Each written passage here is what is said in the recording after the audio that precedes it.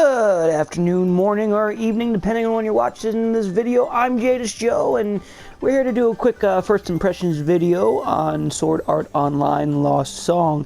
I got this game yesterday, and I live streamed me playing it for quite a bit, and I gotta admit, I'm rather impressed. Not only is the game beautiful, but it's a really good mix of Monster Hunter and Dynasty Warriors, I would say. If I would have to pick two games that this game is most like, it's Dynasty Warriors and Monster Hunter.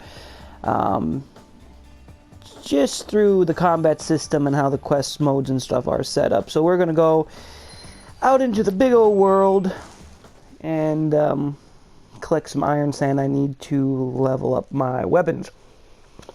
Now, being a first impression video, don't consider this a review, because I don't like reviews, because reviews pretty much put your opinion onto somebody else's, and you may not play a game because of somebody gave it a bad review. This is just simply an impression video, but as you can see, the combat, as soon as these guys stop picking on me, the combat is very fast-paced, very Dynasty Warrior-ish. RPG system, it actually has its own RPG system. Each level and skill really, stay still, damn it.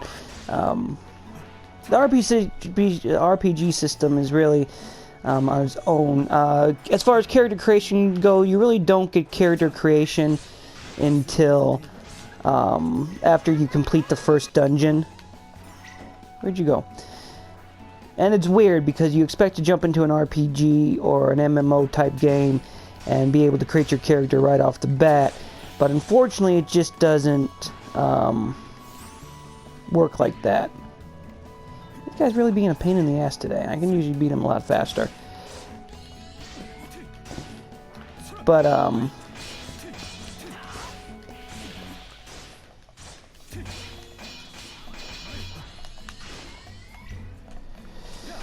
sorry.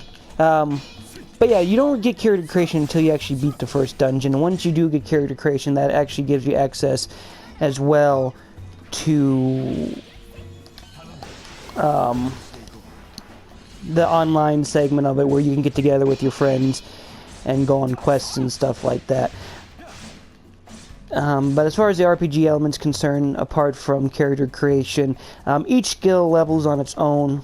You do have an overall level, but the more you use a katana, the more you can... Oh, did the other girl get beat already? I guess she did.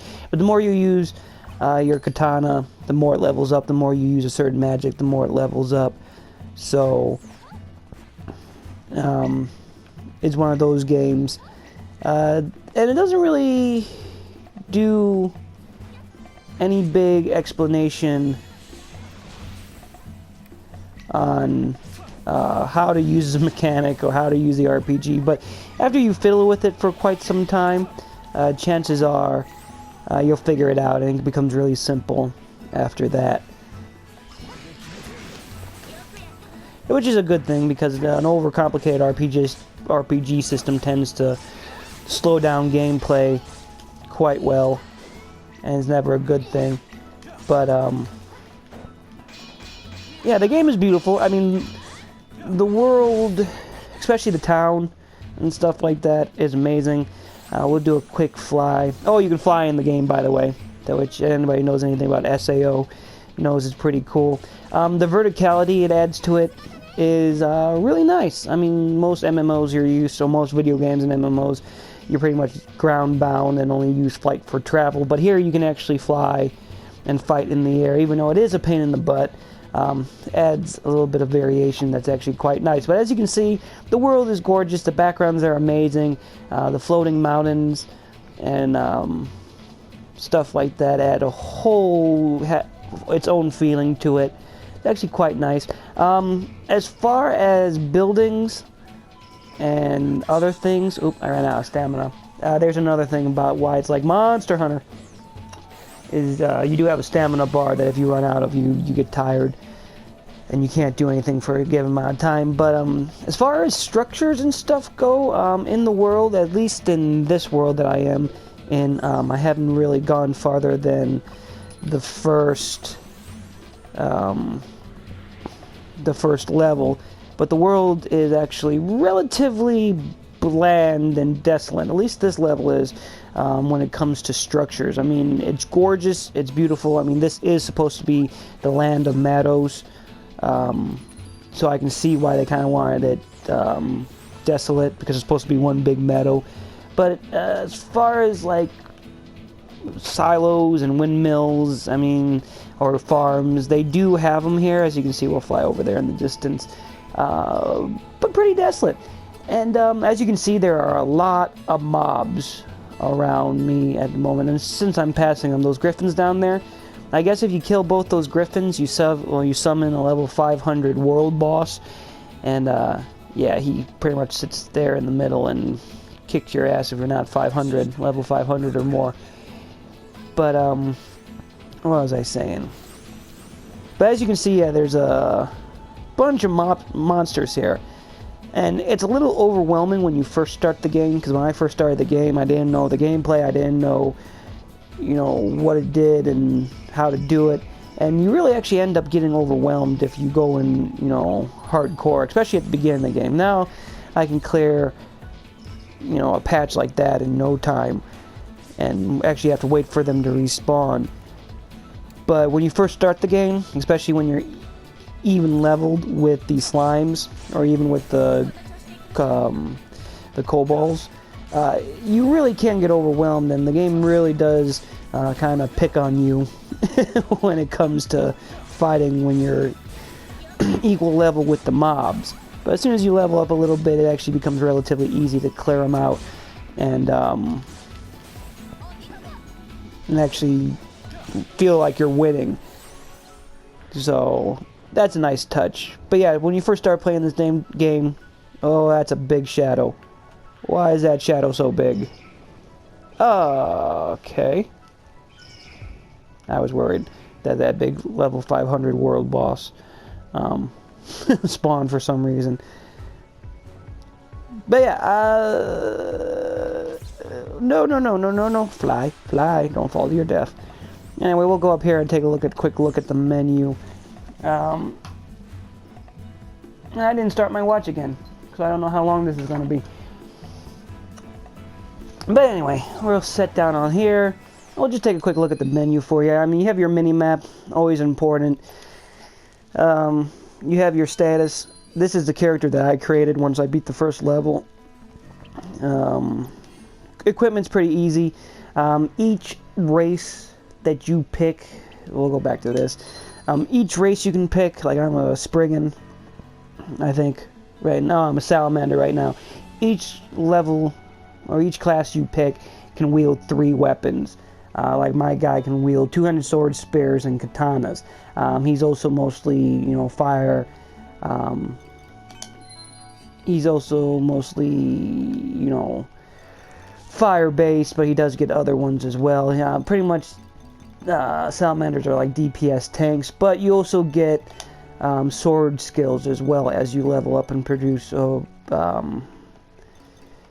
through the game, which really is a nice touch, because it gives you more options other than just hacky slashy and stuff like that. But I mean, the textures in the game and how it looks, it's quite amazing. I'm actually really excited about how well this game looks and how well it plays. You do fumble with the controls for probably the first 30 minutes of the game until you really start to figure it out. But once you have it figured out, it's really quite easy to play. I still have a hard time blocking and whatnot, but still very nice. Oh, I do have a healing spell. I will heal.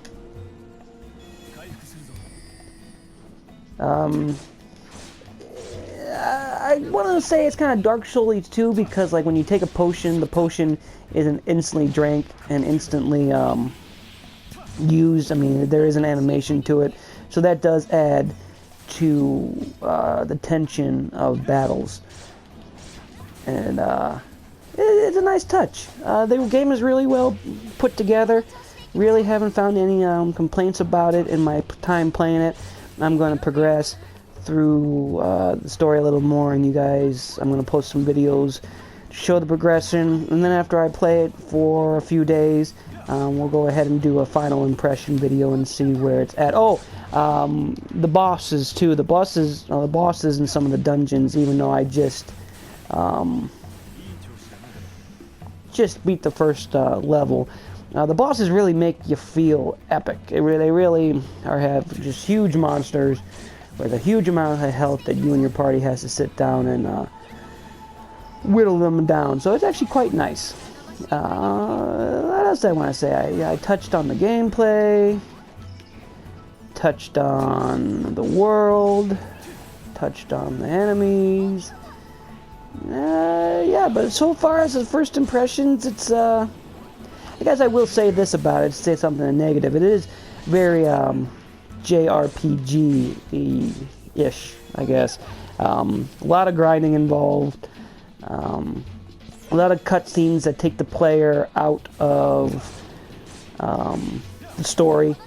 Like if you have to go and you have to investigate a house, you actually don't go into the house. It shows, the little anime, flapping mouths picture sitting there, talking, and then they go, oh, we found a book in the house, let's read the book, and then it shows them reading the book.